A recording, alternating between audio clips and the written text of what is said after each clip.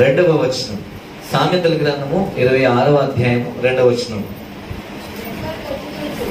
రెక్కలు కొట్టుకొనుచు తారాడుచున్న పిచ్చుకయు దాటుచుండు వాన కోయిలయు దిగకుండునట్లు హేతువు లేని శాపము తగలకపోవును. చాలు, దేవునికి స్తోత్రం చెప్పండి. హల్లెలూయా. ఒకసారి ఈ మాట చెప్పండి మీ పక్కన వాళ్ళతో.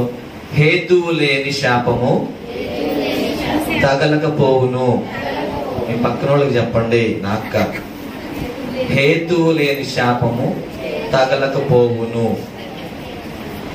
హేతువు లేని శాపము తగలకపోవును. శాపం అంటే చాలా మందికి భయం.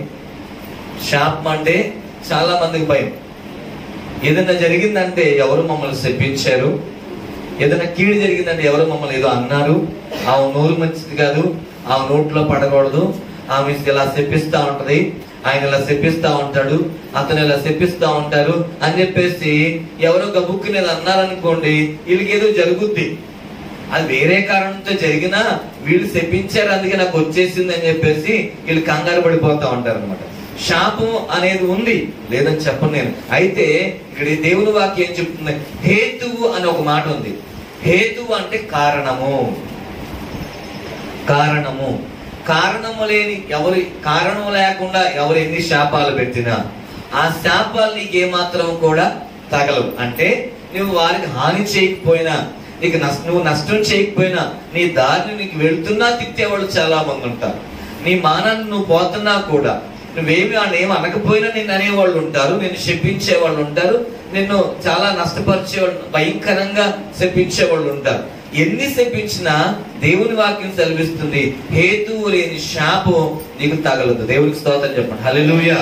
హేతువు లేని శాపం తగలదు. శాపం అనేది భయంకరమే, శాపం అనేది చాలా భయంకరమే, కానీ దానికి హేతువు ఉండాలి. హేతు ఉంటేనే శాపం తగులుద్ది, హేతువు లేకపోతే శాపం తగలదు. కాబట్టి హేతువు లేని శాపం ఎప్పుడు, అది ఎంత కఠినంగా ఉన్నా కూడా ఆ శాపం ఎప్పుడు తగలదు నీ జీవితంలో.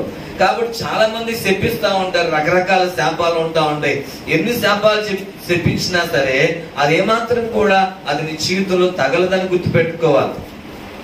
ఈ శపించే వాళ్ళు ఎలా ఉంటారంటే వాళ్ళ గురించి భయంకరంగా బైబిల్లో రాయబడింది. ఈ శపించే వాళ్ళ మనసు, ఈ శపించే వాళ్ళ దుష్టత్వం మనకు కనబడడానికి పైకి మంచిగా కనబడతా ఉంటారు, కానీ హృదయం అంతా చాలా క్రూరంగా ఉంటది.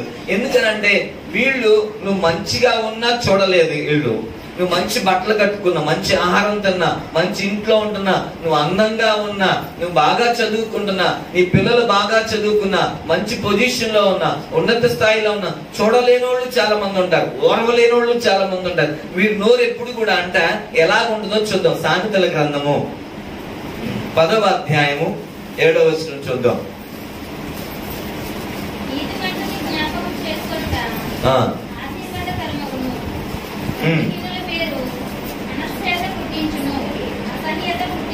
కీర్తనల గ్రంథం 10వ అధ్యాయం, కీర్తనల గ్రంథం 10వ అధ్యాయం 2వ వచనం నుంచి చూద్దాం. కీర్తనల గ్రంథము. దుష్టుడు గర్వించి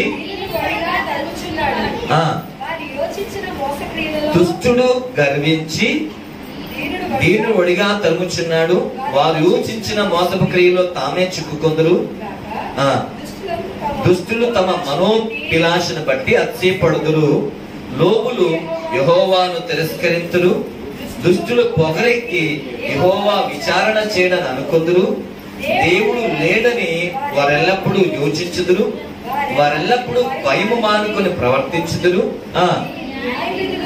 నీ న్యాయ విధులు ఉన్నతమైనవి, వారి దృష్టికి అందకుండును. వారు తమ శత్రువులందరూ చూచి తిరస్కరింతురు.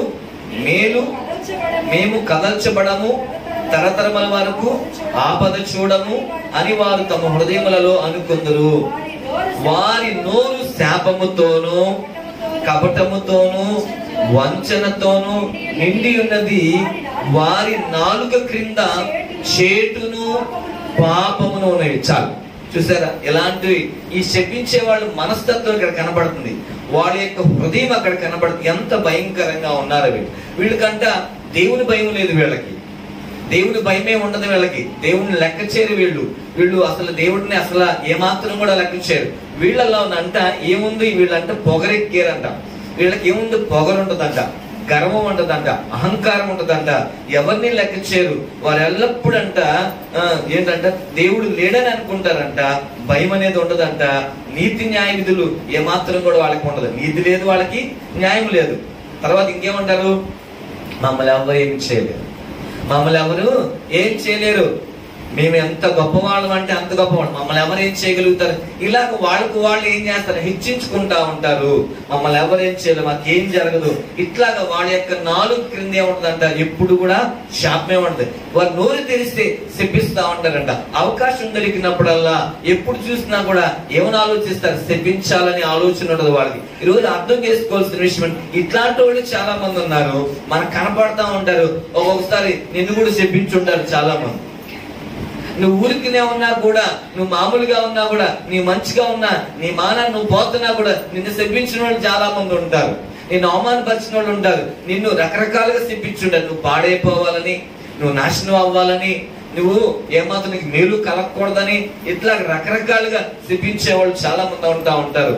చూడండి, వాళ్ళ కంటి చూపు కూడా బాగోదు, వాళ్ళ కంటి చూపు కూడా బాగోదు. వారి నోరు ఎలాగో బాగోదు, కంటి చూపు కూడా బాగోదు. అర్థం చేసుకోవాలి, ఇలాంటి వారి ఆలోచన ఎప్పుడు కూడా ఎలాంటిదంటే శాపంతో ఉందంట. ఇక్కడ ఇంకా ఏమో తెలుసు, వారు నాలుక కింద చేటును పాపము ఉన్నవి అంట. అంటే వీరెప్పుడు కూడా మేలే చేయరు, వీరెప్పుడు కూడా శపించడానికి రెడీగా ఉంటారు, ఎప్పుడు పాపంలో కొనసాగుతూ ఉంటారంట. కాబట్టి ఇలాంటి వారు ఎన్ని శపించినా సరే, నీలో హేతువు లేనప్పుడు, హేతువు లేకుండా వాళ్ళు ఎన్ని శపించినా ఏమాత్రం ఆ శాపం తగలదు. వారు ఎన్ని శపించినా ఏమాత్రం ఆ శాపం అంట తగలదు. దేవునికి స్తోత్రం, హల్లెలూయా. అందుకే అంటున్నాడు, హేతువు లేని శాపము తగలదని. అంటే కారణం లేకుండా నేను తెచ్చేవాళ్ళు ఉన్నా సరే నువ్వు భయపడక్కర్లా. కానీ నువ్వేం చేస్తావు, మనం ఏం చేస్తాం, భయపడిపోతాము. ఆ నోళ్ళలో పడ్డాం మనం, ఆ నోరు మంచిది కాదు, ఆమె ఇలా అంది, ఖచ్చితంగా ఏదో జరుగుతుంది, అలా నువ్వు భయపడ్డావంటే బైబిల్లో ఏముందంటే, నువ్వు భయపడితే ఖచ్చితంగా జరుగుతుంది. నువ్వు దేని విషయంలో అయితే భయపడతావో అది నీ నెత్తి మీదకి వస్తుంది. దేని గురించి అయితే భయపడతావు అది నీ నెత్తి మీదకి వస్తుంది. కాబట్టి నువ్వు భయపడాల్సిన అవసరం లేదు, నువ్వు భయపడకూడదు. ఇంకా చెప్పాలంటే, ఒకవేళ ఎవరో ఆ నిమ్మకాయలు తీసి రోడ్డు మీద వేస్తారు, నువ్వు చూసి అమ్మో నిమ్మకాయలు అని నువ్వు భయపడేవనుకోండి, ఖచ్చితంగా అది నిన్ను వెంటాడుద్ది. ఈ నిమ్మకాయ నన్ను ఏం చేస్తుంది, ఏముందా నిమ్మకాయలు, ఏమి లేదు, ఏముందిలే, నన్ను ఏం చేయదు అని అనుకున్నావంటే ఏం లేదు. లేదంటే నువ్వు భయపడ్డావా, ఖచ్చితంగా అది నిన్ను వెంటాడుద్ది. దాని నుంచే దురాత్మ నీతో వచ్చింది. ఇది గుర్తుపెట్టుకోవాలి. అందుకని మనం దేనికి భయపడకూడదు, శాపానికి భయపడకూడదు, దేనికి భయపడదు. నువ్వు తప్పు చేస్తే భయపడాలి. తప్పు చేస్తే పాపం నీతో ఉంటది, పాపాన్ని పట్టే శాపం నీ దగ్గరికి వస్తుంది. తప్ప నువ్వు తప్పు చేయకుండా, హేతువు లేకుండా ఎవరైతే శపించినా ఆ శాపాలు ఒట్టిగా వెళ్ళిపోతాయి అంతే. లేకపోతే ఏమవుతుంది, ఆ శాపం వాళ్ళ నెత్తి మీదకే వచ్చింది. కాబట్టి నువ్వేమాత్రం కూడా గుర్తు పెట్టుకోవాలి, నువ్వు భయపడాల్సిన అవసరం లేదు, భయపడాల్సిన అవసరం లేదు. అది ఏమాత్రం కూడా భయపడాల్సిన అవసరం లేదు. ఇది గుర్తు పెట్టుకో. అయితే క్రైస్తవులు మనం ఎప్పుడు ఎవరిని శపించకూడదు, ఎవరిని శపించకూడదు. కొంతమంది వాళ్ళ పిల్లల్ని కూడా శపిస్తూ ఉంటారు. మాట వినలేదనుకోండి, ఏమంటారు తెలుసా, ఓరి దరిద్రుడా అంటారు. అంటే వాడు ఏమవ్వాలని, దరిద్రుడు అయిపోతాడు. నిజంగా ఓరు దరిద్రుడా, లేదా పనికి మాలోడా అంటే నువ్వు ఏం చేస్తున్నావు, నీ నోటముడ నీ పిల్లోని శపిస్తున్నావు 100 రకాలుగా. నిజమే, వాడు తప్పు చేశాడు, కానీ నీవు నీ కొడుకు కదా, నీ కూతురు కదా, నువ్వేం చేయకూడదు, శపించకూడదు. ఎందుకని క్రైస్తవులుగా, ఎందుకంటే వాళ్ళు ప్రభు తెలియని వ్యక్తి శపిస్తుంది, ప్రభుని ఎరగని వ్యక్తి శపిస్తుంది. కాబట్టి ప్రభుని ఎరిగి కూడా శపిస్తున్నాడు, నీకు వాళ్ళకి తేడా ఉండాలిగా. అందుకే యాకోబు రాసిన పత్రికలో ఒక మాట ఉంటుంది. యాకోబు రాసిన పత్రిక 3వ అధ్యాయం, యాకోబు రాసిన పత్రిక 3వ అధ్యాయం 8వ వచనంలో ఏముందంటే, ఒకే నోటి నుండి అంట ఏమొస్తాయంట, శాపాలు వస్తాయి, అదే నోటి నుండి ఆశీర్వాదాలు కూడా వస్తాయి. చూద్దాం ఒకసారి 3వ అధ్యాయము 8వ వచనం. యాకోబు రాసిన పత్రిక 3వ అధ్యాయం 8వ వచనం. ఏ నరుడును నాలుకను సాధు చేయనేరడు, అది మరణకరమైన విషముతో నిండినది, అది నిరర్గళమైన దుష్టత్వమే. దీనితో తండ్రి అయిన ప్రభువుని స్తుతింతుము, దీనితోనే దేవుని పోలికగా పుట్టిన మనుషులను శపింతుము, ఒక్క నోట నుండి ఆశీర్వచనమును శాపవచనమును బయలు వెళ్ళును. నా సహోదరులారా, ఇలాగుండకూడదు అన్నాడు ఆయన. ఇలా ఉండకూడదు. నువ్వు ఎవరివి? దేవుని బిడ్డవి. అదే నోటితో దేవుని స్తుతిస్తున్నావు. ఇది ఎవరి గురించి చెప్తున్నారు ఈ మాట? క్రైస్తవుల గురించి, దేవుని బిడ్డల గురించి, ప్రార్థనకి వెళ్ళే వాళ్ళ గురించి చెప్తున్నాడు ఆయన, యాకోబు గారు. అదే నోటితో పాటలు పాడుతున్నావు, అదే నోటితో దేవుని స్తుతిస్తున్నావు, అదే నోటితో ఆరాధన చేస్తున్నావు, అదే నోటితో దేవుని గణపరుస్తున్నావు, అదే నోటితో శపిస్తున్నావు. ఇది చేయకూడదు అంటున్నాడు ఆయన. ఎందుకంటే ఏ నరుడు తన నాలుగును సాధు చేసుకోలేడు. జీవ మరణములు నాలుగు వశం ఉంది. జీవ మరణములు ఎవరి వశం ఉందంట? నాలుగు వశం ఉంది. కొంతమంది భయంకరంగా తిడతారు. ఏంటి తెలుసా అండి? భర్త బాగా హింసిస్తున్నాడు, చాలా బాధలు పెడుతున్నాడు. అయితే ఏమేమి ఎప్పుడు చచ్చిపోతాడో, ఇది ఎప్పుడు చచ్చిపోతాడో, లారీ రాలేదేంటి వీడికి మీదకి, మంచి వాళ్ళందరూ బాగున్నారు, ఈడే చచ్చిపోతుంది అంటారు. చూసారా? చాలా మంది ఇలాంటి వాళ్ళు, ఎంతమంది లేరు? నిజమే, భర్త మంచి పనులు చేయట్లా, నేను బాధ పెట్టచ్చు, హింసించవచ్చు, కానీ ప్రార్థన చేయాలి. కానీ అదే నోటితో ఆయన శపిస్తే ఎప్పుడు మారుతాడు? ఇంకా ఆ శాపనాలు తగిలి ఇంకా ఏమవుతుంది? ఇంకా నాశనం అవుతాడు తప్ప బాగుపడ్డావు. నువ్వు ఆశీర్వాదం వచనాలు రావాలి కానీ నా భర్త బాగుపడతాడు ఇదే అనుకోవాలి తప్ప పాడైపోతాడు, ఇంకా పాడైపోతాడు, ఇంకా పాడైపోతాడు. నా కొడుకు పాడైపోతాడు, ఇంకా పాడైపోతుంది. నా కూతురు పాడైపోతుంది, ఇంకా పాడైపోయింది. నువ్వు ఎప్పుడు కూడా ఒకటే పాజిటివ్ థింకింగ్, నెగిటివ్ ఉండకూడదు. నువ్వు పాజిటివ్ గా మాట్లాడాలి, నువ్వు వ్యతిరేకంగా మాట్లాడకూడదు, అనుకూలంగా మాట్లాడాలి. అనుకూల వచనాలే మాట్లాడాలి కానీ నేను నోట దుర్భాషకు రాకూడదని ఎఫెసీయులకు రాసిన పత్రికలో 5వ అధ్యాయంలో దేవుని వాక్యం చెప్తుంది. 4వ అధ్యాయం 5వ వచనాలు మనం చూస్తే, 4వ అధ్యాయంలో మనం చూస్తే చూద్దాం 29వ వచనంలో ఏమనుందో తెలుసా అండి? వినువారికి మేలు కలుగునట్లు అవసరం బట్టి క్షేమాభివృద్ధికరమైన అనుకూల వచనములే పలుకుడి. క్షేమాభివృద్ధికరమైన అనుకూల వచనాల పలుకుడి గాని దుర్భాష ఏదైనాను మీ నోట రానీకుడి.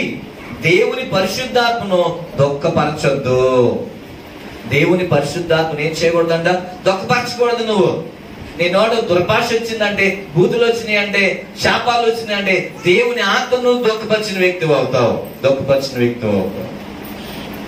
కాబట్టి అర్థం చేసుకోవాల్సిన విషయం ఏంటంటే, ఆ వ్యక్తి ఎవరైనా అవసరం లేదు. ఆ వ్యక్తి ఎవరైనా అయినా పర్వాలా, నీ కొడుకు అయినా, కూతురైనా, భార్య, భర్త అయినా, భార్య అని ఎవరైనా చెడ్డ పని చేస్తాడు, పాడు పనులు చేస్తున్నాడు, నేను నష్టపరుస్తున్నాడు, బాధ కలగ చేస్తున్నాడు, కానీ నువ్వు మాత్రం నీ నోటమ్మట ఏం రాకూడదంట? దుర్భాష రాకూడదు, దుర్భాష రాకూడదు. అది దేవుని బిడ్డలకు ఏమాత్రం కూడా తగదంటున్నాడు. ఇదే ఎఫెసీయులకు రాసిన పత్రిక 5వ అధ్యాయంలో చూస్తే, కావున మీరు ప్రియులైన పిల్లల వలె దేవుని పోలి నడుచుకోండి. ఎలా ఉండాలి మీరు? దేవుని పిల్లల్లాగా.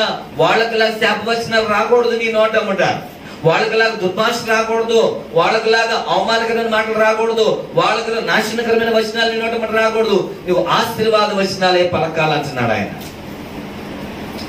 ఆశీర్వాద వచనాలు పలకాలి, దుర్భాషలు ఎక్కడ రాకూడదు, దుర్భాషలు ఎక్కడ రాకూడదు. అర్థం చేసుకోవాల్సిన విషయం చూడండి. ఎందుకు రాకూడదు ఇక్కడ అంటున్నాడు ఆయన 2వ వచనంలో, క్రీస్తు మిమ్మల్ని ప్రేమించి పరిమళ వాసనగా ఉండేందుకు మన కొరకు తను తాను దేవునికి అర్పణగాను బలిగాను అర్పించుకొనెను. అలాగునని మీరును ప్రేమ కలిగి నడుచుకోండి. మీలో జారత్వమే గాని, ఏ విధమైన అపవిత్రతే గాని, లోభత్వమే గాని వీటి పేర్లు కూడా ఎత్తకూడదంట. ఇదే పరిశుద్ధులకు తగినది. పేరు కూడా ఎత్తకూడదు, పేరు కూడా. తర్వాత 4వ వచనంలో, కృతజ్ఞతావచనమే మీరు ఉచ్చరింపవలన కానీ మీరు బూతులైనను, పోకిరీ మాటలైనను, సరసోక్తులైనను ఉచ్చరింపకూడదు. ఇవి మీకు తగవు, ఇవి మీకు తగవు. అర్థం చేసుకోవాల్సిన విషయం. ఎందుకంటే నీకు వాళ్ళకి పోలిక ఉండాలిగా. పోలిక చాలా ప్రాముఖ్యం. ఎందుకంటే మనం ఎవరి పోలికలో ఉన్నాం? క్రీస్తు పోలికలో ఉన్నాం. క్రీస్తు పరిమళ వాసనగా మనం ఉన్నాం. కాబట్టి మనలో క్రీస్తు పోలిక ఉన్నప్పుడు నీలో లోక పోలిక ఎందుకు కనపడుతుంది? లోక పోలిక ఉండకూడదు, శరీర సంబంధమైన పోలికలు నీలో ఉండకూడదు. అదే చెప్తున్నాడు ఆయన. మనకి అలాంటి తగవండి. అందుకే ఏముందో తెలుసా, భక్తుడు ఆయన కీర్తనకారుడు అంటాడు 1వ కీర్తనలో, దుష్టులు ఆలోచించుకున్నాడు బాక. పాపం ఎందుకు ఉండకూడదు వాళ్ళ దగ్గర? ఎందుకు ఉండకూడదు? పాపుల మార్గాన్ని నిలవకూడదు, అపహాస్కులు కూర్చుంచోడు ఎందుకు కూర్చోకూడదు? మాట్లాడొచ్చు, నీకు స్నేహితులే మాట్లాడొచ్చు, కానీ సహవాసం వేరు, మాట్లాడడం వేరు. కనపడినప్పుడు పలకరించడం వేరు, వాళ్ళతోనే గడపడం వేరు. అదే అంటాడు.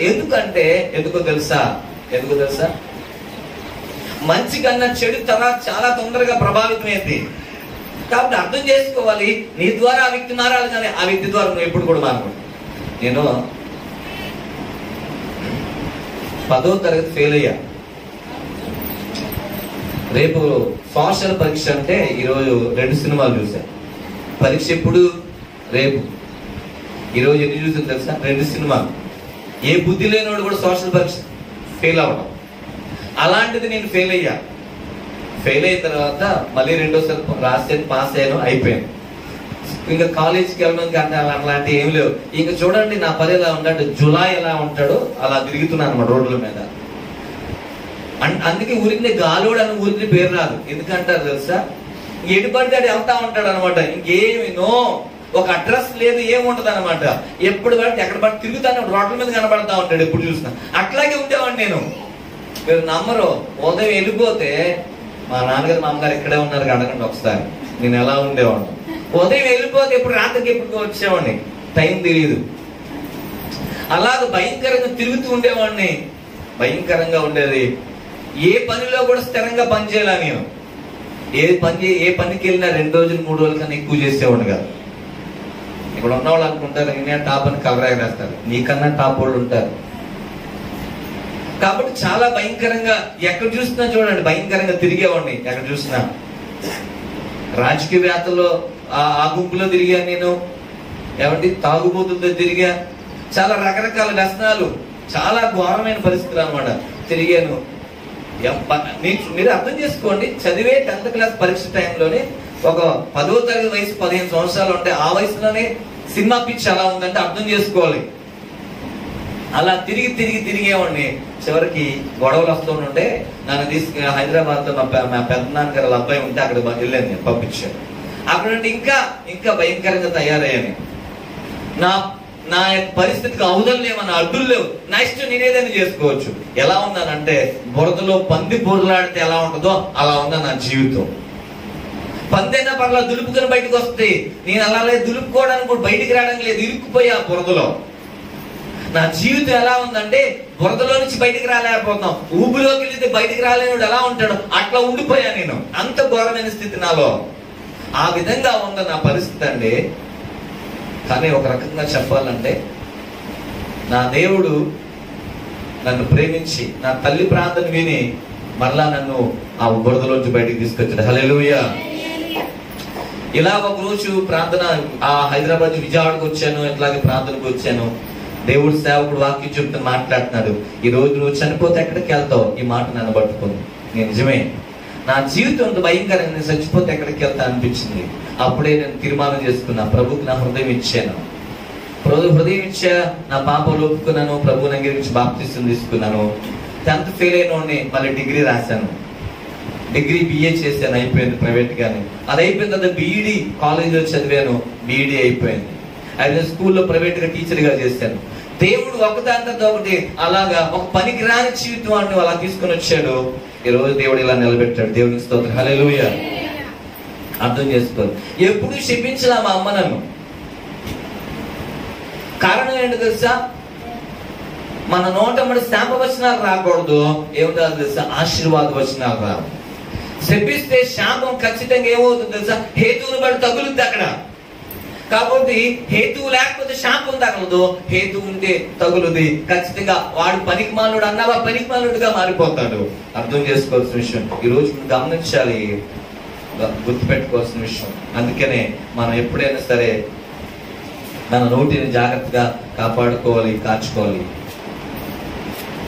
బైబిల్ గ్రంథంలో 2 సందర్భాల్లో 2 వ్యక్తులు శపించడానికి కొన్ని శపిస్తారు.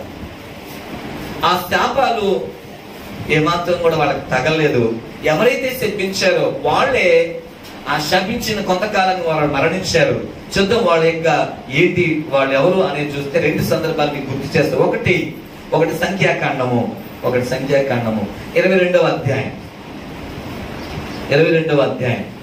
6వ వచనాన్ని ఒకసారి చదువుదాం. సంఖ్యాకాండము 22వ అధ్యాయం. కాబట్టి నీవు దయచేసి ఈ జనమును శపించుము, వారు నాకంటే బలవంతులు, వారిని హతము చేయుటకు నేను బలమునుదునేమో. అప్పుడు నేను ఈ దేశములో నుండి వారిని తోలివేయుదును. ఏలైనగా నీవు దీవించువాడు దీవింపబడును, శపించువాడు శపింపబడిన ఎరుగును. చాలు. ఎవరి వ్యక్తి అంటే బిలాం. ఎవరి వ్యక్తి అంటే బిలాం. ఈ బిలాం అనే వ్యక్తి ఎవరిని శపించడానికి రెడీగా ఉన్నాడంటే ఇశ్రాయేలు శపించాలని రెడీ. అయితే విషయం ఏంటంటే ఇశ్రాయేలీలు మోయాబు దేశంలో, ఐగుప్తు దేశంలో చేస్తున్నట్టు మనకు తెలుసు. దేవుడు ఐగుప్తు చెరలో నుంచి ఇశ్రాయేలు విడిపించాడు. కానాను దేశం నడిపించడానికి వాళ్ళకి నాయకుడు మోషే గారు వాళ్ళు నడిపించుకుంటూ వచ్చాడు.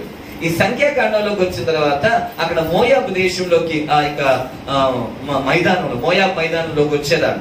వచ్చిన తర్వాత అక్కడ ఆ దేశానికి రాజు ఉన్నాడు, బాలాకు రాజు.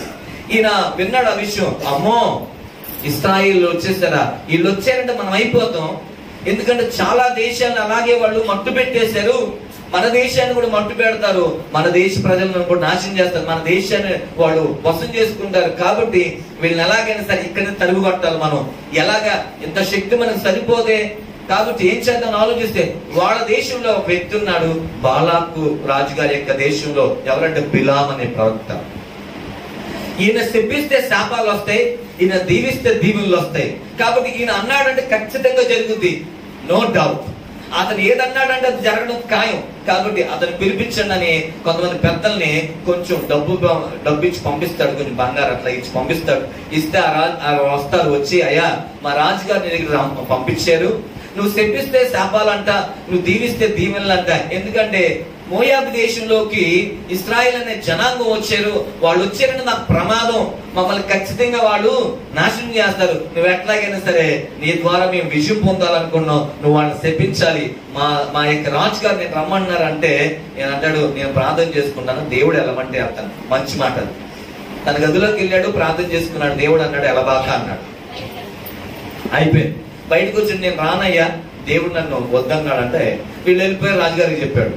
మళ్ళీ రాజుగారు ఇంకో కొంతమందిని పంపించి మళ్ళీ ఎక్కువ బహుమానాలు ఇస్తామని చెప్పు, బాగా ఆయన్ని బంగారాలతో అనేక రకాల వాటితో సత్కరిస్తాం, గౌరవిస్తాం, చాలా డబ్బు ధనాన్ని ఇస్తామని చెప్పు అని చెప్పేసి కొంతమంది పెద్దలు పంపిస్తే వాళ్ళు కూడా వచ్చారు. వచ్చిన తర్వాత రెండోసారి అయ్యా మా రాజుగారు రమ్మన్నారు, నీకు ఇంకా ఎక్కువ ధనం ఇస్తారంట, నేను ఇంకా గణపరుస్తారంట, నీకు హోదాలు ఇస్తారంట అంటే కొంచెం ఆశ కలిగింది. దేవుడు మొదట చెప్పాడుగా వెళ్ళొద్దన్నాడు, వెళ్ళకూడదు. రెండోసారి వచ్చినా కూడా వెళ్ళకూడదు, దేవుడు ఒకసారి మాట్లాడాడు. రెండోసారి ఎందుకు అంటే రెండోసారి వెళ్ళమంటాడా, వెళ్ళమండు. అయినా సరే ఏం చేశాడంటే లోపలికి వెళ్ళాడు, ప్రార్థన చేసుకొని వస్తాను, దేవుడు చెప్తే నేను చేస్తాను. వెళ్ళాడు, దేవుడు అన్నాడు నీ సరే ఇల్లు అన్నాడు. ఎందుకు ఇల్లు అన్నాడు తర్వాత భాగాలు మనకు అర్థమైంది. ఇల్లు అనగానే సరే ఈయన చెప్తాడు, వాళ్ళు నా ప్రజలు, వాళ్ళు నువ్వు శపించకూడదు, వాళ్ళు దీవించాలి, నువ్వు శపించకూడదు అని చెప్పేశాడు. సరే బయలుదేరాడు, వాళ్ళతో పాటు గాడిదెక్కి బయలుదేరాడు. సగం దూరం అయిన తర్వాత గాడిద అడ్డం తిరుగుతుంది, ఇడు తిరుగుతుంది, అర్థం కాల. గట్టిగా గాడిదని కొడతాడు. కొట్టంగానే వెంటనే ఎదురుగా పెద్ద దేవదూత ఖడ్గం పట్టుకుని నిలబడుతుంది. భయపడిపోతాడు.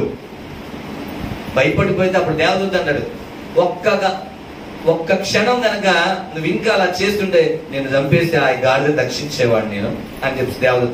అసలు నువ్వు దేవునికి వ్యతిరేకంగా వెళ్తున్నావు తెలుసా? ఎందుకంటే దేని బట్టి ఇతను రెండోసారి ప్రార్థన చేశాడు తెలుసా? లోపల ధనాపేక్ష ఉంది, ధనం కోసం శపించడానికి రెడీ అయ్యాడు, ధనం కోసం శపించాలని చెప్పి సిద్ధపడ్డాడు. ఇశ్రాయేలు దేవుని పిల్లలు, దేవుడు అన్నాడు నువ్వు శపించద్దు వాళ్ళని అని చెప్పాడు. అయినా సరే ఇతను శపించడానికి వెళుతున్నాడు. అక్కడ ప్రయాణం అయ్యాడు. సరే అక్కడ కూడా దేవదూత నువ్వు వాళ్ళని శపించకూడదు, దీవించాల్సిందే. వెళ్ళిపోయాడు. వెళ్ళిన తర్వాత రాజుగారు కనపడ్డాడు. రాజా, ఏంటయ్యా నీకు డబ్బులు ఇస్తానన్నా, మంచి ధనం ఇస్తానన్నా, అయినా సరే రానన్నావు ఏంటంటే, ఏం చెప్పమంటారండి, నా నోట దేవుడు ఏం చెప్తే అది పలకగలుగుతాను, నా వల్ల నాలో ఏం శక్తి లేదని చెప్పాడు. సరే అన్నాడు, తీసుకెళ్ళాడు ఒక ప్రదేశంలోకి, బలిపీఠాలు కట్టమన్నాడు, కట్టారు, బలులు ఇచ్చారు. మీరు ఆగండి, దేవుడు నాతో ఏం చెప్తాడో చూద్దాం అన్నాడు. వెళ్తే దేవుడు అన్నాడు, వాళ్ళను శపించకూడదు, దీవించాలని దీవెనలు పెట్టి దీవిస్తాను, ఇట్లా 3 సార్లు కూడా దీవిస్తాను అన్నాడు. ఈ రాజుగారి కోపం వచ్చింది. ఏంటయ్యా నువ్వు శపించమంటే దీవిస్తున్నావు అంటే, నా నోట ముట్ట నాకు శాప వచనాలు రాలేకపోతున్నాయి, ఆశీర్వాదాలే వస్తున్నాయి. దేవునికి స్తోత్రం, హల్లెలూయా. శపిద్దామని బయలుదేరాడు, శపిద్దామని నోరు తెరుస్తుంటే ఆశీర్వాద వచనాలే వస్తున్నాయి తప్ప శాప వచనాలు రావట్లా. కారణం ఏంటంటే, ఇశ్రాయేలు పక్షాన్ని నిలబడింది ఎవరంటే దేవుడు. దేవునికి స్తోత్రం కలుగునుగా. నీ పక్షాన్ని దేవుడు నిలబడతాడు. ఎవరైనా ఒకవేళ నేను శపించడానికి సిద్ధపడినా, ఎవరైనా నేను శపించడానికి అనుకున్నా, పూనుకున్నా, అవి శాప వచనాలు ఆశీర్వాద వచనాలుగా మారుతాయి. దేవునికి స్తోత్రం చెప్పండి, హల్లెలూయా. నువ్వు భయపడాల్సిన అవసరం లా. శపించడానికి బిలాము ప్రవక్త వచ్చాడు, శాపాలు రాగా వాళ్ళకి ఇశ్రాయేలుకి ఆశీర్వాదం వచ్చింది. శపించాలని మనుషులు పూనుకుంటారు, శపించాలని అనుకుంటారు, కానీ మీరు దేవుని బిడ్డగా ఉంటే నీతో దేవుడు ఉంటాడు, నీ పక్షాన్ని ఉంటాడు, నీ పక్కన నిలబడతాడు ఆయన. నిలబడినప్పుడు వాళ్ళు ఎన్ని ప్రయత్నాలు చేసినా నీ నాశనం కోరాలనుకుంటారు. నువ్వు మంచిగా ఉంటే చూడలేరు కొంతమంది, నువ్వు సంతోషంగా ఉంటే చూడలేరు, నీ కుటుంబం బాగుంటే చూడలేరు, భార్య భర్తలు పిల్లలతో ఎప్పుడు సంతోషంగా ఉంటే చూడలేని వాళ్ళు ఉంటారు. ఏదో రకంగా నీ కుటుంబాన్ని పాడు చేయాలి, నీ జీవితాన్ని పాడు చేయాలి, నీకేదో నష్టం కలగజేయాలి. వారు నోరు తెరిచి, ఎందుకంటే వారికి తెలుసు వారి నోరుతో ఏదంటే జరుగుతుంది, అందుకే వీళ్ళు పూనుకుంటారనమాట. నోరు తెరిచి అలాగే నీ కుటుంబాన్ని పాడు చేయాలి. కొంతమంది ఇదే పనిలో ఉంటారు కొంతమంది. అందుకే నువ్వు అర్థం చేసుకోవాలి, అలాంటి వారు ఎంతమంది ఉన్నా నీ పక్షాన ప్రభు నిలబడినప్పుడు అలాంటి వారు ఎవరు ఏం చేయలేరు. దేవునికి స్తోత్రం చెప్పండి. అలాంటి వారి మాటలు ఏమాత్రం నీకు తగలవు అంతే. అందుకే అంటున్నాడు, హేతువు లేని శాపం తగలదు. అందరూ చెప్పండి, హేతువు లేని శాపం తగలదంతే. వారు ఎన్ని ప్రయత్నాలు చేయండి నిన్ను నాశనం చేయాలని, వారు ఎన్ని ఆలోచనలు పెట్టిన, ఎన్ని కుట్రలు పనియండి నిన్ను పాడు చేయాలని, ఎన్ని ఆలోచనలు వచ్చినా ఆ ఆలోచనలను పటాచిపత్తులు అయిపోతే ఆ శాపాలే ఆశీర్వాదాలుగా మార్చబడతాయి. అందుకే నువ్వేమో భయపడబాక. దేవుని వాక్యం చెప్తుంది, భయపడబాక అంటున్నాడు ఆయన. ఎందుకంటే భయము సాతాను కల్పించేది. కాబట్టి నువ్వు భయపడాల్సిన అవసరం లా. నువ్వు దేవుని బిడ్డగా ఉన్నంత వరకు భయపడక్కర్లా. ఎప్పుడు భయపడదో తెలుసా? తప్పు చేసినప్పుడే. ఆదామాములు ప్రతిరోజు దేవునితో మాట్లాడేరాడు, ప్రతిరోజు. ఎప్పుడు దాక్కున్నారు తెలుసా? పాపం ఎప్పుడైతే చేశారో అప్పుడు దాక్కున్నారు. ఆయన ప్రభు వచ్చాడు, ఆదామా నువ్వు ఎక్కడున్నావంటే, ఇదిగో నేను చెత్త దగ్గర దాక్కున్నానయ్యా అన్నాడు. ఎందుకు దాక్కున్నాడు? పాపం చేశాడు, తప్పు చేశాడు కాబట్టి దాక్కున్నాడు. తప్పు చేసిన ఎప్పుడు దాక్కుంటారండి? తప్పు చేసిన తప్పించుకుంటా ఉంటారు. తప్పు చేసుకున్న ఏం చేస్తా ఉంటారు తెలుసా? దొంగోడు ముఖం అంటే నల్లగా ఉంటదంట. దొంగోడు ముఖం ఎలా ఉంటదంట అంటే అర్థం ఏంటి అంటే భయంతో ఉంటది. ఎప్పుడు భయంతోనే. తప్పు చేసిన లోపల ఫీలింగ్ ఒకటి ఉంటది, నేను తప్పు చేశా. భర్త ఎదుటి నిలబడలేరు, వాళ్ళు మాట్లాడలేరు, తల్లిదండ్రులు ఎదుటి నిలబడలేరు, భార్య ఎదుటి నిలబడలేడు అతను. ఎందుకంటే లోపల ఒక గిల్టీ ఫీలింగ్ ఉంది, నేను తప్పు చేశాను. అందుకే ఎప్పుడు చూస్తే ముఖం వికారంగా ఉంటది, చీకటితో ఉంటది ఆ ముఖం. అర్థం చేసుకోవాలి. కాబట్టి భయపడాలి. నువ్వు తప్పు చేయనప్పుడు, నీలో హేతువు లేనప్పుడు నువ్వు భయపడాల్సిన అవసరం. ధైర్యంగా నిలబడు, నీ పక్కన ప్రభు నిలబడతాడు. ఇశ్రాయేలు పక్షాన్ని ప్రభు నిలబడ్డాడు. ఈ బిలాము మామూలుడా, అతను నోట ఏదంటే అది జరుగుతుంది అంతే, తిరుగులేదు. అది ఆ దేశం మొత్తానికి తెలుసు. అందుకే రాజు పంపించాడు. రాజు మామూలుగా పంపించాడు ఎవరిని పెడతాడు దగ్గరికి. అన్ని ఎంక్వైరీలు చేసి ఎలాంటి వాడు రా బిలాం, ఏమండి బిలాం మామూలుడు కదండి. అతను శపించిన వాళ్ళు అందరూ శపింపబడ్డారండి, అతను దీవించిన వాళ్ళు అందరూ దీవించబడ్డారు. కాబట్టి ఇదిగో ఇశ్రాయేలీయులను శపించినా కూడా ఖచ్చితంగా శాపాలు వస్తాయండి. ఆ బిలాం మామూలుడిగా తీసుకురంతాం అంటే వచ్చాడు బిలాం, కానీ నోటమ్మట శాపాలు రాట్లా. అన్ని ఆశీర్వాదాలే. ఎందుకంటే బిలాం కాదు పలికేది, అక్కడ దేవుడే ఉంచేసాడు నోట్లో ఆ ఆశీర్వాదం వచ్చిన. దేవుని స్తోత్రం, హల్లెలూయా. కాబట్టి నిన్ను శపించాలనుకున్న వాళ్ళ నోట్లో కూడా ఆయన ఆశీర్వాదం వచ్చిన అలా పెడతాడు తప్ప శపించలేరు వాళ్ళు. ఒకవేళ శపించాలనుకున్న శాపాలు రావు, ఆశీర్వాదాలే వస్తాయి. ఒకవేళ శపించిన అవి ఆశీర్వాదంగా మారిపోతాయి అంతే. నీ దగ్గరికి వచ్చేపాటికల్లా దేవునికి మహిమ కలుగునుగాక, హల్లెలూయా. కాబట్టి నువ్వు భయపడక్కర్లా. ఎందుకు భయపడాలి? యెహోవా మన పక్షాన ఉండగా విరోధి ఎవడో. ఏంటంట? యెహోవా మన పక్షాన ఉండగా విరోధి ఎవడు? నీకు వ్యతిరేకంగా ఏ ఆయుధం కూడా ఏమవదు, వర్ధిల్లదంటే. నీకు విరోధంగా ఏ ఆయుధం కూడా ఏమవుదంట, వర్ధిల్లదు. కాబట్టి ఇది గుర్తుపెట్టుకోవాలి. ఈ బిలాం ఎట్లా చేశాడా? సరే, ఈ రాజు ఏం చేస్తాడు? అయ్యా నువ్వు ఎన్నిసార్లు కూడా చెప్పించట్లే ఆశీర్వాదం, నువ్వు వెళ్ళి పని పంపించేస్తాడు. వచ్చేటప్పుడు బిలాం చేశాడు, ఏం చేశాడు తెలుసండి? బిలాం ఎందుకు మరణించాడో కూడా చెప్తా. ఎందుకు మరణించాడు? వాస్తవానికి మరణించేవాడు కాదు, ఎందుకంటే మనం చెప్పించలేదు ఆశీర్వాదం. కానీ వాడు శాపాలకి గురవడానికి కారకుడయ్యాడు. ఇట్లా కాదులే, నేను చెప్పిస్తున్నా, నా శాపాలు రావట్లే, ఆశీర్వాదాలు వస్తున్నాయి, దేవుడు నా నోట్లో పెట్టేశాడు అని చెప్పేసి రాజుని పిలిచి ఒక సలహా ఇస్తాడు. ఏంటి ఆ సలహా అంటే చూద్దాం బైబిల్ గ్రంథంలో ఏం సలహా ఇచ్చాడు. బైబిల్ గ్రంథంలో చూస్తే ఈ యొక్క బిలాము చేసిన ఒక పని చూద్దాం. బిలాం గురించి క్రొత్త నిబంధనలో 3 సందర్భాల్లో కనపడదు. బిలాం ఎంత, అందుకే బిలాం మార్గాల్లో ఎవరు నడవద్దని చెప్తా ఉంటారు. చూద్దాం బైబిల్ గ్రంథంలో పేతురు రాసిన పత్రిక 2వ అధ్యాయం ఒకసారి చూడండి. పేతురు రాసిన పత్రిక త్వరగా తీద్దాం. 2వ అధ్యాయం 15వ వచనం చూద్దాం. పేతురు రాసిన 2వ పత్రిక, పేతురు రాసిన 2వ పత్రిక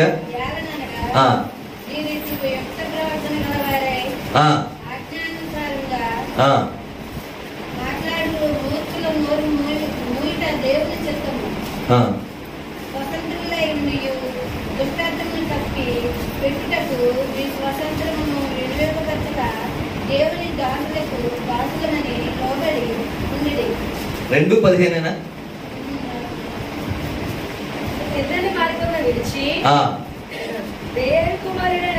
తిన్నని మార్గమున విడిచి బెయేరు కుమారుడైన బిలాము పోయిన మార్గమును బట్టి త్రోవ. చూసారా, బిలాము ఎలాంటి వాడు? త్రోవ తప్పిపోయాడు. అట్లాగా ఉండొద్దు నువ్వు అంటున్నాడు అక్కడ.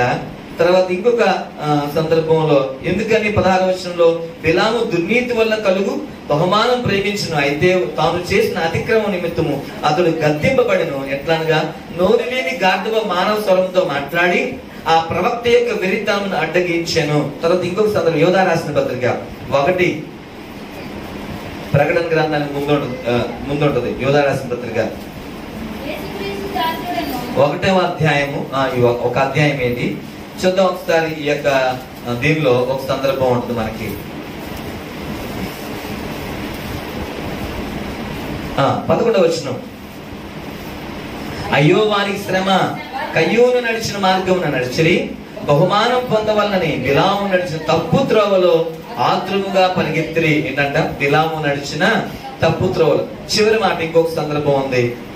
ప్రకటన గ్రంథము 2వ అధ్యాయము 14వ వచనం. ఇక్కడ దొరుకుతాడు మనకి బిలాము, ఇక్కడ దొరుకుతాడు. ప్రకటన గ్రంథం 2వ అధ్యాయము 14వ వచనం. అయినను నేను నీ మీద కొన్ని తప్పిదములు మోపవలసి ఉన్నది. అవేవనగా విగ్రహములకు బలి ఇచ్చిన వాటిని తిన్నట్లును జాగ్రత్తము చేయనట్లును ఇశ్రాయేలుకు ఉరియొడ్డునని బాలాకునకు నేర్పిన బిలాము బోధను అనుసరించి వారు నీలో ఉన్నారు. బిలాము ఏం నేర్పించాడంట? ఇశ్రాయేలీలు దొరకట్లేదు, నేను చెప్పించిన శాపాలు రావట్లే, ఆశీర్వాదాలు వస్తున్నాయని చెప్పేసి ఏం చేశాడంటే ఏమి నేర్పించాడు తెలుసు? ఆ బాలాకు రాజుని పిలిచి ఒక మంచి మీ యొక్క స్త్రీలు చాలా అందంగా ఉంటారు కాబట్టి వీళ్ళు గనక మంచి అందంగా రెడీ అయ్యి తయారయ్యి వాళ్ళ మధ్యలోకి వెళితే ఆ ఇశ్రాయేల్ మధ్యలో వాళ్ళు ఖచ్చితంగా పాపంలో పడతారు, ఖచ్చితంగా మీ స్త్రీలతో వ్యభిచారం చేస్తారు. వాళ్ళు ఎప్పుడైతే వాళ్ళు వ్యభిచారం చేస్తారో అప్పుడు శాపం వస్తుందని చెప్పాడు. ఆ సలహా ఇచ్చాడు. దాన్ని బట్టి ఆ రాజు వాళ్ళు ఏం చేశాడు? అట్లాగే చేశాడు అనమాట. వాళ్ళ స్త్రీలను అలా వెళితే వాళ్ళు ఏం చేశారు తెలుసండి? ఇశ్రాయేలు ఆ విధంగా వాళ్ళ ఆ స్త్రీలను మోహించి వ్యభిచారం చేస్తారు. ఎప్పుడైతే వ్యభిచారం చేస్తారో ఆ దేశం ఆ ప్రజల మధ్యలో తెగులు వచ్చింది. ఆ తెగులు వల్ల చాలా మంది చచ్చిపోతారు. దీనికి కారణం ఎవరు? బిలాము ఇచ్చిన సలహాన్ని బట్టి రాజు, ఆ బాలాకు రాజు వాళ్ళ స్త్రీలను ఆ విధంగా వాళ్ళ మీదకు పంపిస్తే వాళ్ళ యొక్క అందాన్ని చూసి వీళ్ళు పాపం చేశారు, వ్యభిచారం చేశారు. అందుకే వచ్చింది శాపం. అందరు చాలా మంది చచ్చిపోతారు అక్కడ. అర్థం చేసుకోవాలి. అంటే దీనికి కారకుడు ఎవరయ్యారు తెలుసా? బిలాము. అయితే ఈ బిలాము ఊరికినే పోలా, వీడేమి ఆ విధంగా మరి వాళ్ళ ఆ సలహా ఇచ్చి వాళ్ళు శాపగ్రస్తులు అవ్వడానికి కారపడేయాడు కాబట్టి ఇతను చచ్చిపోయాడు, బ్రతకలా. ఎక్కడ చచ్చిపోయాడు చూద్దాం ఒకసారి. బైబిల్ గ్రంథంలో ఇతను ఎక్కడ చచ్చిపోయాడు అంటే సంఖ్యాకాండము 31వ అధ్యాయం 7-8 వచనాలు చూద్దాం. బిలాము చచ్చిపోయాడు. తర్వాత ఇశ్రాయేలు ఏం చేస్తారంటే యుద్ధంలోకి వెళ్తారు. ఆ యుద్ధంలో చాలా మంది చెప్తారు, వాళ్ళలో బిలామును కూడా చంపేస్తారు. బిలాము కూడా బిలాము కూడా అన్యాయం. చూడండి ఎందుకు ఆ బాధ, ఎందుకంటే చేసిన పని అలా ఉంది. అందుకే బిలాము కూడా వదిలిపెట్టలా, చచ్చిపోయాడు బిలాము. అంటే అర్థం చూసుకోండి, ఎవరినైతే నాశనం అవ్వాలని మరణం అవ్వాలని శపించాలనుకున్నాడు ఆ మరణం ఇతని మీదకి వచ్చింది. కాబట్టి నీ నోట ఏం రాకూడదు, శాపాలు రాకూడదు. ఒకవేళ ఎవరైనా నీ మీద నేను శపించాలనుకున్నా, ఒకవేళ నీవు కనుక దేవుని బిడ్డగా నీ పక్షాన్ని దేవుడు నిలబడినప్పుడు ఆ శాపాలు ఏమాత్రం నీకు తగలవు. హల్లెలూయా. అందుకే గుర్తు పెట్టుకోవాలి, హేతువు లేని శాపం తగలదు. హేతువు లేని శాపం ఏమవుదంట, తగలదు. రెండో సందర్భం ఇంకొకటి ఉంది, చూద్దాం. రెండో సందర్భం ఏంటో తెలుసా? సమూయేలు గ్రంథం 2వ గ్రంథం 16వ అధ్యాయం 5వ వచనం నుంచి 13 వచనాలు ఉన్నాయి. ఆ భాగంలో అక్కడ ఏమి తెలుసా, షిమి అని ఒకడు ఉంటాడు. రాజు అయిన దావీదు బహూరీము దాపులకు వచ్చినప్పుడు సౌలు కుటుంబీకుడగు గెరా కుమారుడైన షిమి అను ఒకడు ఏం చేస్తున్నాడు, దావీదుని తెప్పిస్తున్నాడు. ఏం తెప్పిస్తున్నాడు చూడండి, చదవండి ఒకసారి. బయలుదేరి వచ్చును అతడు వెంట వెంట నడుచుచు దావీదును శపించుచు జనులందరూ బలార్జులందరూ. చూసారు, దావీదు పక్కన చాలా మంది బలార్జులు ఉన్నారు. అక్కడ దావీదు ఇరుపక్కల అటు ఇటు చాలా బలమైన సైన్యం ఉంది దావీదుకి. అయినా సరే ఈ షిమి అనేవాడు, దావీదు ఎవరు, ఇశ్రాయేలు రాజు అయినా ఈ రాజుని ఏం చేస్తున్నారు, శపిస్తున్నారు అనమాట. ఏమని, రాజు నాశనం అవ్వాలి, రాజు పాడేవాళ్ళు, రాజుకి ఇలా జరగాలి. ఇంత భయంకరమైన శాపాలే నోటమ్మట వస్తున్నాయి. చూడండి ఒకసారి ఎలా శపిస్తున్నాడో.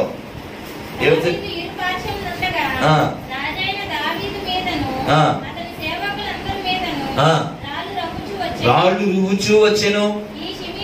ఈ షిమి ఏమన్నాడు చూస్తారా, నరహంతుడా, దుర్మార్గుడా, చీపో నీ వేల వలనని నీ వెళ్ళగొట్టిన సౌలు ఇంటి వారి హత్యను యెహోవా నీ మీదకి రప్పించి యెహోవా నీ కుమారుడు అబ్షాలోము చేతికి రాజ్యం అప్పగించి ఉన్నాడు.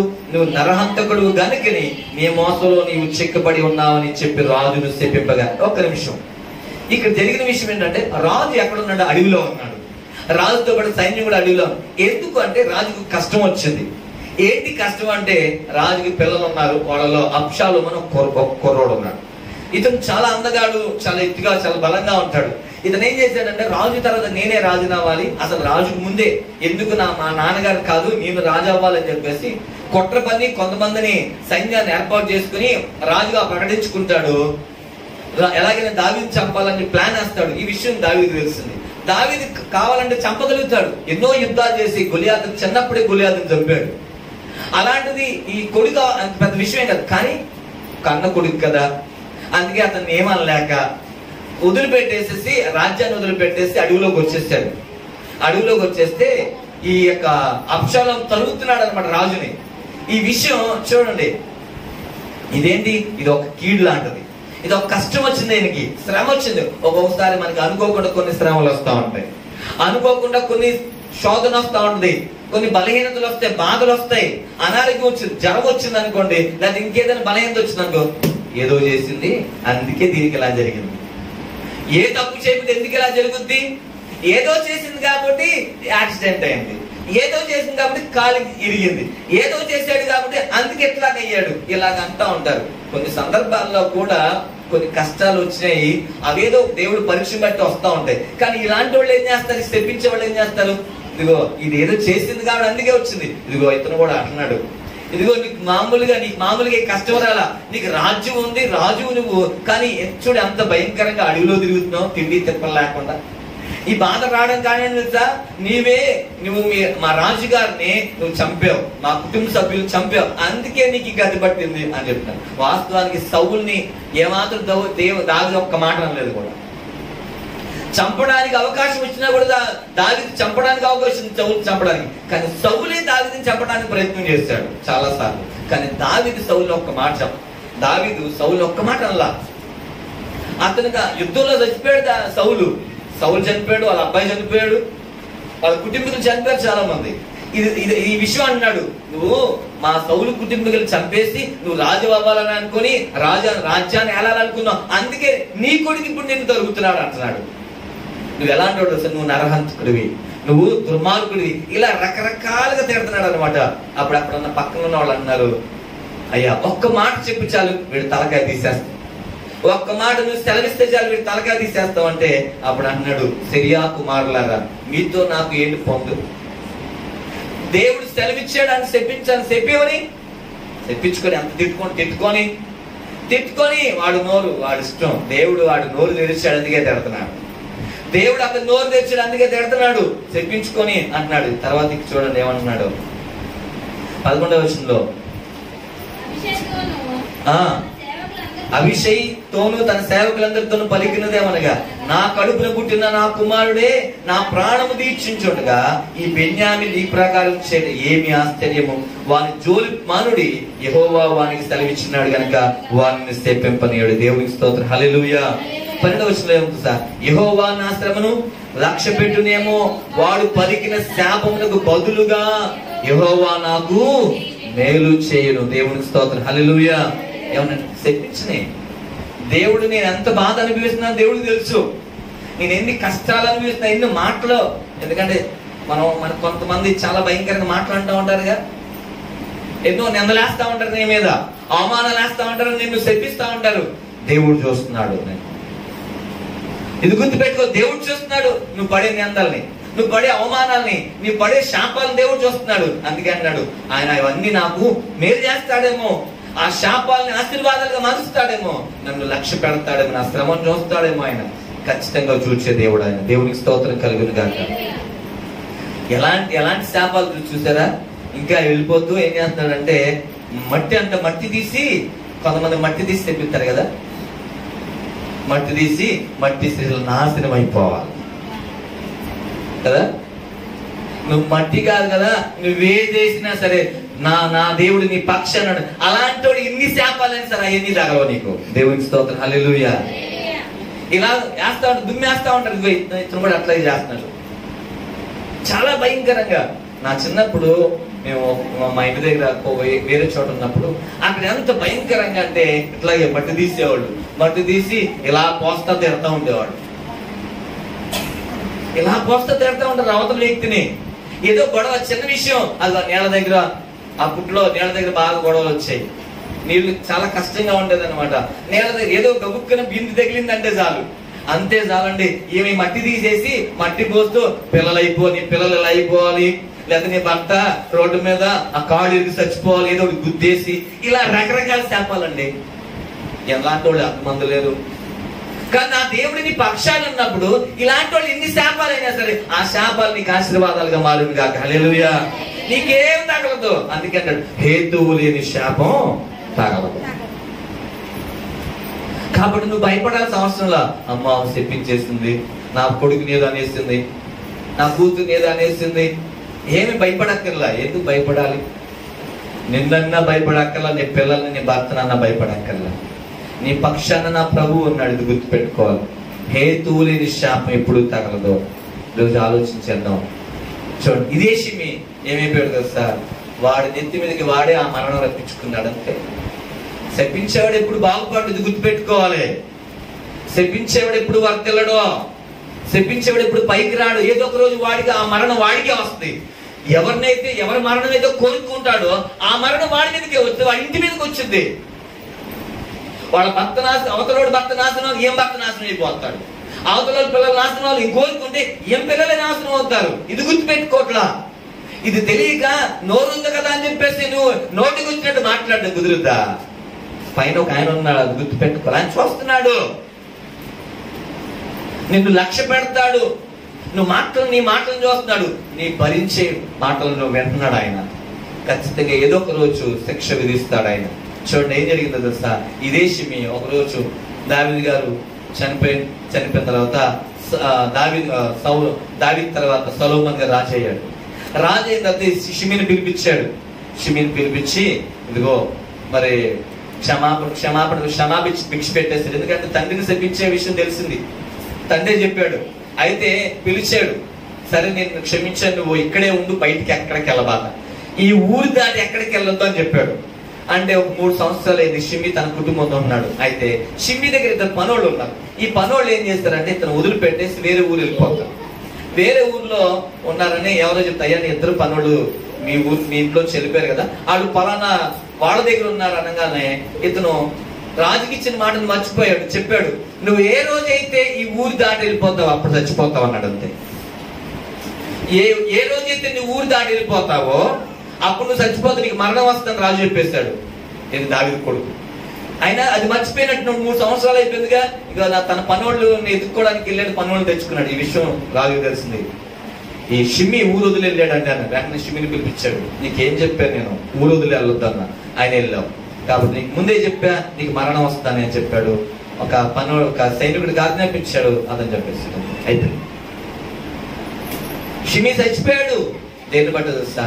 తనకు తానే తెచ్చుకున్నాడు మరణం. నోటితో చెప్పించాడు దావీదు పాడైపో నాశనం అవ్వాలని, కానీ ఇతనే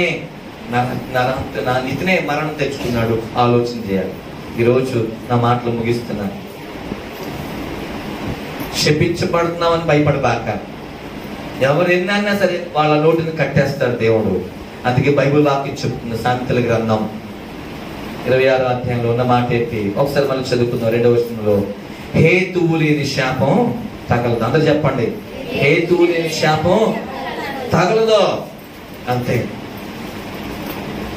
ధైర్యంగా ఉండు, ప్రభు నీకు సహాయం చేస్తాడు. కళ్ళు మూసుకుని ప్రార్థన చేద్దాం. చిన్న ప్రార్థన, 1 నిమిషం. హేతువు లేని శాపం తగలదు. ఏదో అయిపోతుంది అనుకోబాక, ఏం జరగదు నీ జీవితంలో. ఒకసారి ఎవరో ఎన్నో మాట్లాడచ్చు, వారి నోరు బాగోపోవచ్చు, పాడైపోయి ఉండొచ్చు. అయినా సరే హేతువు లేని శాపం తగలదు. ప్రేమికులందరినీ మీకు వందనాలయ్యా. హేతువు లేని శాపం తగలదని మీరు సెలవిచ్చారు, మీకు వందనాలయ్యా. అదిగో నాయన బిలాము నాయన ఇశ్రాయేలుని శపించడానికి నోరు తెరిచాడు, కానీ నువ్వు ఆ నోటిని ఆశీర్వాద వచనాలుగా మార్చావు. ఆ యొక్క శాప వచనాలు ఆశీర్వాద వచనాలుగా మార్చావయ్యా.